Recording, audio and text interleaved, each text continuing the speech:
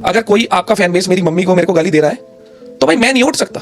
और अगर उसमें भी आप ये चीज बोल रहे हो कि मैं तो कुछ कर ही नहीं सकता, तो भाई आप सीधे बोलो ना कि आपको बिल्कुल शांत रहना है और आपको बस मजे लेने हैं सर्कस के। तो क्या रजत दलाल ने एलविश यादव और प्रिंस नोवाला की कंट्रोवर्सी पर रिएक्ट किया? साथ ही उनको एलविश आर्मी ने जो गद्दार और दोग लगाया था उसको लेकर भी उन्होंने एलविश यादव को रिप्लाई दिया। दरअसल आप सभी को पता होगा रजत दलाल एलविश यादव और प्रिंस नोवाला की कंट्रोवर्सी में एलविश यादव के सपोर्ट में थे, लेकिन रजत दलाल के फ्रेंड प्रिंस की साइड से, जिसके बाद रजत दलाल और उनके फ्रेंड इस कंट्रोवर्सी से पीछे हट गए थे, जिसके बाद एलविश आर्मी ने रजत दलाल को काफी ज्यादा हेट दी थी। तो उसी को लेकर रजत दलाल ने एलविश यादव को कहा कि अगर आपका फैन बेस मुझे और मेरी माँ को गाली दे रहा हो और आप कहो कि मैं इसमें कुछ नहीं कर सकता, तो आप बस सर्कस के मजे ले रहे हो। सिंपल बात इतनी थी कि एलविश भाई अपना और प्रिंस की तरफ से जो लोग आए थे वो मेरे रिश्तेदार हैं, मेरे भाई हैं, मैं बहुतों का मामा भी हूं उनमें।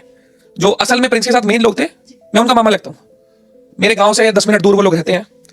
तो बस इतनी चीजें थी कि दोनों जब अपने हैं और मेरे आगे बात रखी गई थी कि अगर बैठ सके तो बीच में आ सको तो देख लो, मैं था और सारे भाई भी थे। तो हम बस चाहते थे देखो समाज में ना तो लड़ाई हो और अपना जो भी कोई है वो खुशी से अपनी जिंदगी बिताए, इसलिए सब बैठे थे और अच्छे नोट पे चीजें खत्म करी थी। और अब वो चीजें वापस से रोडी से टेलीकास्ट आए, पुरानी लड़ाइयां दिखी, तो वो असल में दो लोगों ने लड़ाई नहीं बढ़ाई होगी जितनी उनके फैंस ने बढ़ा दी। आप कितना दूर रहना चाहते हो ये सब चीजों से? देखो जब पहली बारी भी सॉर्ट आउट हुई थी चीजें, मैं जानबूझ के सामने नहीं आया क्योंकि मेरे को इन चीजों में घुसना ही नहीं है। मैं बिग बॉस से निकला, मैंने ठान लिया था कुछ भी हो कलेशों में नहीं घुसना।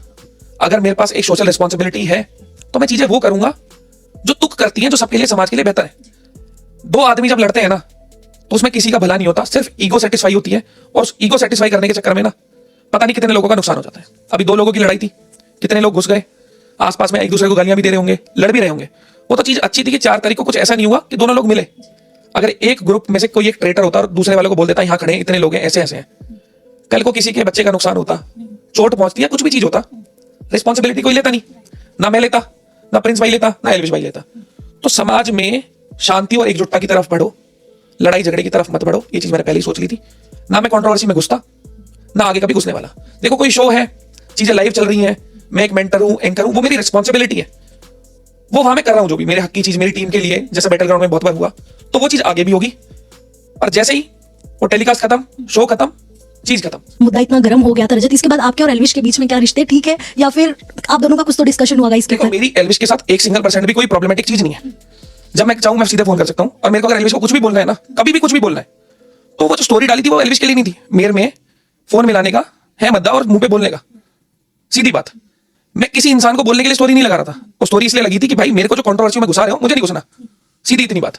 एलविश के साथ मेरी परसों भी बात हुई है, हो सकता है आज शाम को भी मिलूं, तो वो अपनी एक अलग चीज है। 4 चीजें ऊपर होती है, नीचे होती है, वो सॉल्व कर ली जाती है। पर इसका मतलब ये नहीं है ना कि आप रिस्पॉन्सिबिलिटी ना लो। अगर कोई आपका फैन बेस मेरी मम्मी को मेरे को गाली दे रहा है तो भाई मैं नहीं उठ सकता।